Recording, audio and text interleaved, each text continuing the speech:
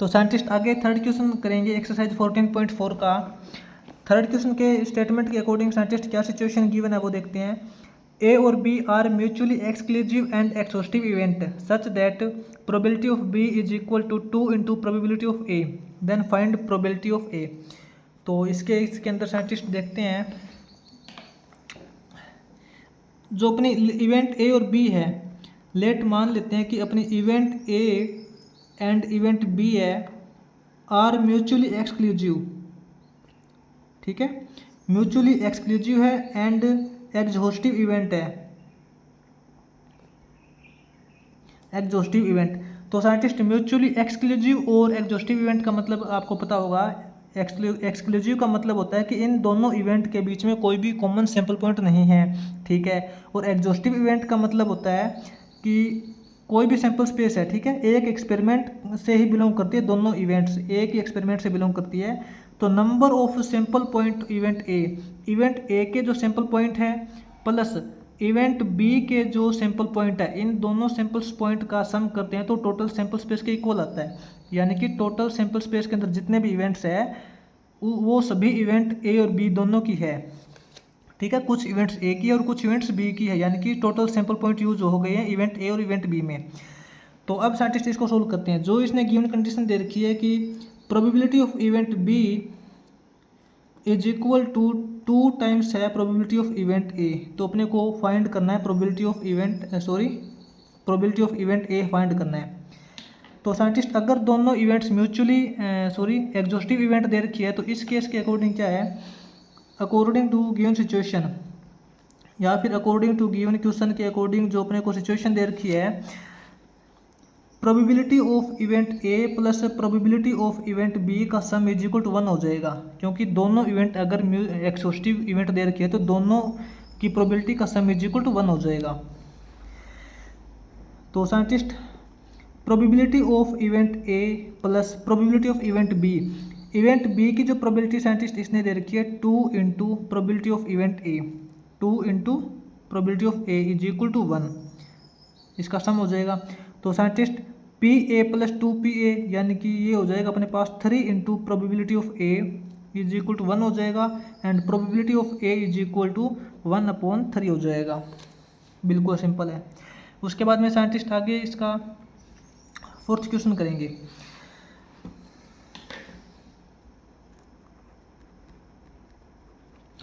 Fourth question की statement देखिए scientist. Fourth question के स्टेटमेंट के अकॉर्डिंग क्या है, A B C are 3 mutually exclusive and exhaustive event दे रखी है एसोसिएटेड विद रैंडम एक्सपेरिमेंट, ठीक है। अपने को प्रोबेबिलिटी ऑफ ए निकालनी है जिसके लिए probability of B is equal to ये दे रखा है and probability of C is equal to ये दे रखा है। तो देखते हैं साइंटिस्ट जो गिवन केस नोट करते हैं।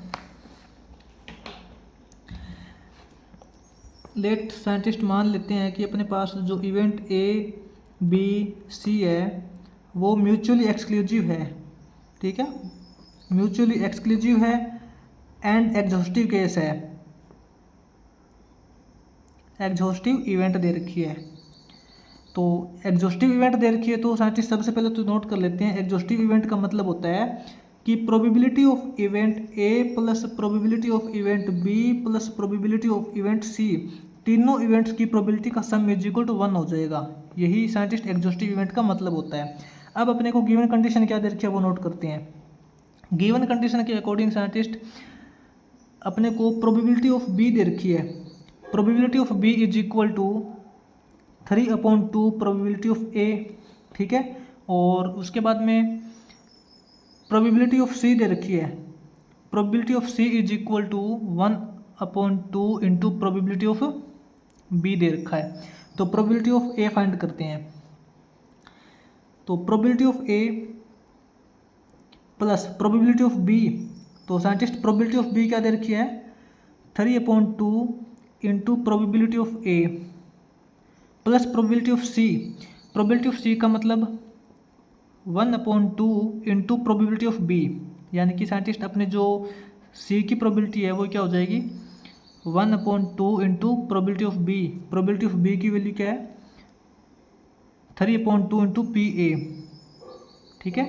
तो ये हो जाएगा अपने पास 3 × 1 करोगे 3/2 3/4 हो जाएगा। तो प्रोबेबिलिटी ऑफ सी की वैल्यू हो जाएगी अपने पास 3/4 PA,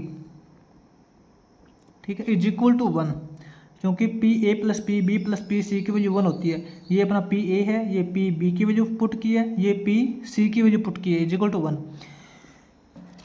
यहाँ पे साइंटिस्ट एलसीएम ले लेते हैं इसका 4, इसका एलसीएम ले लेंगे 4।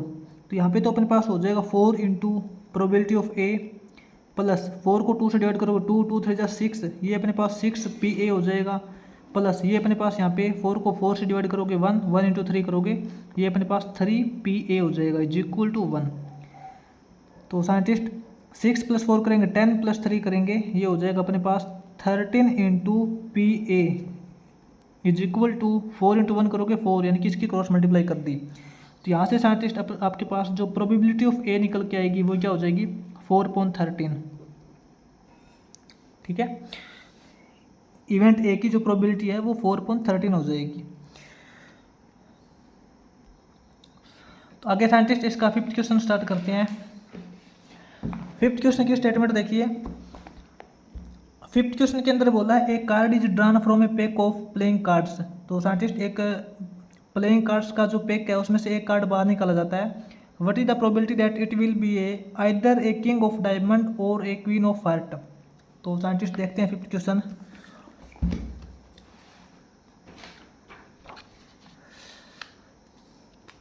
तो साइंटिस्ट अपना जो क्वेश्चन नंबर 5th है, इसके अंदर अपने को एक ताश के पत्ते दे रखे हैं, ठीक है। आप इसके अंदर बोल सकते हो टोटल कार्ड्स आपको पता है 52 होते हैं। Total cards is equal to 52 हो जाएगा। अब साइंटिस्ट लेट मान लेते हैं A be the event of king of diamond and B the event of queen of heart. इसके लिए साइंटिस्ट ए और बी इवेंट मान लेते हैं। इसमें से जब एक पत्ता निकाला जाता है तो वो पत्ता किंग ऑफ डायमंड होगा, इसकी इवेंट ए मान लेते हैं, और क्वीन ऑफ हार्ट होगी, इसकी इवेंट बी मान लेते हैं। तो साइंटिस्ट यहाँ पे प्रोबेबिलिटी ऑफ ए क्या हो जाएगी, प्रोबेबिलिटी ऑफ ए यानी कि किंग ऑफ डायमंड होने की प्रोबेबिलिटी। किंग ऑफ डायमंड होने की प्रोबेबिलिटी देखिए, आपके पास साइंटिस्ट टोटल 52 कार्ड्स होते हैं। 52 कार्ड्स में से किंग के 4 कार्ड होते हैं। जो 4 कार्ड होते हैं वो हर एक स्वीट के होते हैं, उसमें डायमंड का भी होता है, हार्ट का भी होता है, स्पेड का भी होता है और क्लब का भी होता है। अब अपने को बोलना है डायमंड का कितने हैं, तो डायमंड के तो साइंटिस्ट अपने पास एक ही होता है, ठीक है। डायमंड का किंग अपने पास एक ही होता है, तो 1/52 हो जाएगी इसकी प्रोबेबिलिटी। और प्रोबेबिलिटी ऑफ बी साइंटिस्ट यानी कि जो क्वीन ऑफ हार्ट भी साइंटिस्ट अपने को यहाँ पे 1 मिलेगी, क्योंकि क्वीन अपने पास 4 होती है लेकिन हार्ट की क्वीन अपने पास 1 ही मिलेगी, 1/52 हो जाएगी। अब अपने को टोटल दोनों की इकट्ठी प्रोबेबिलिटी निकालनी है। प्रोबेबिलिटी ऑफ ए और बी का मतलब है जब ए के टाइम पे एक पत्ता निकाला जाता है तो वो पत्ता किंग ऑफ डायमंड होगा या फिर क्वीन ऑफ हार्ट होगा, दोनों की इकट्ठी प्रोबेबिलिटी निकालनी है। किंग ऑफ डायमंड हो सकता है और क्वीन ऑफ हार्ट हो सकती है।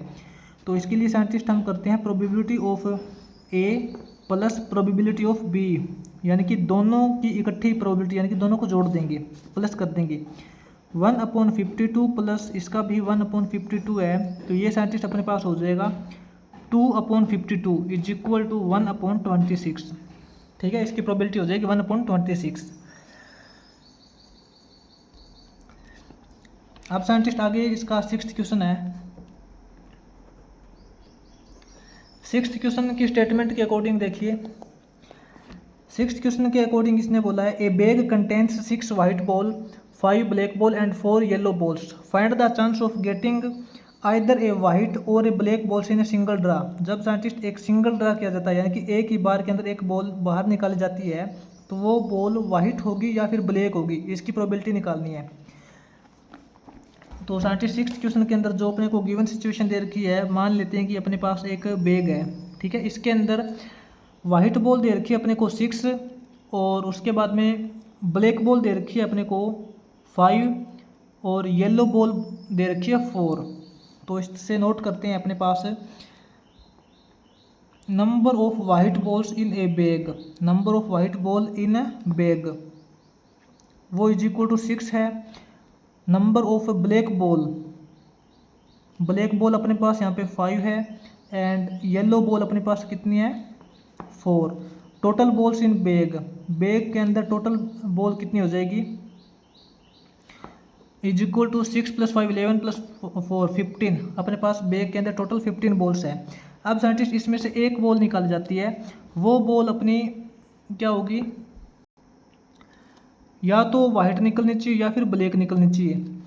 इसके अंदर साइंटिस्ट लेट एज्यूम करते हैं, let W be the event for white ball and B be the event for black ball. ठीक है, वाइट बॉल के लिए W इवेंट मानते हैं और ब्लैक बॉल के लिए B इवेंट मान लेते हैं।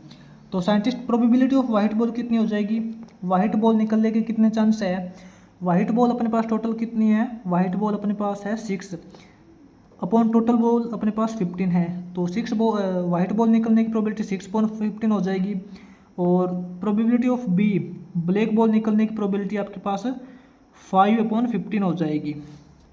ठीक है, अब साइंटिस्ट अपने को इन दोनों की इकट्ठी प्रोबेबिलिटी निकालनी है कि एक बार के अंदर या तो वाइट बॉल निकल जाए या फिर ब्लैक बॉल निकल जाए। वाइट बॉल निकल जाए तो भी ठीक है और ब्लैक बॉल निकल जाए तो भी ठीक है। तो प्रोबेबिलिटी ऑफ वाइट और ब्लैक, वाइट और ब्लैक दोनों की इकट्ठी एक साथ प्रोबेबिलिटी निकालेंगे। और का मतलब होता है प्लस, यानी कि probability of white plus probability of black, दोनों की प्रोबेबिलिटी प्लस हो जाएगी। वाइट बॉल की प्रोबेबिलिटी 6/15 प्लस ब्लैक बॉल की प्रोबेबिलिटी 5/15, 6 + 5 करेंगे 11/15 हो जाएगा। ठीक है,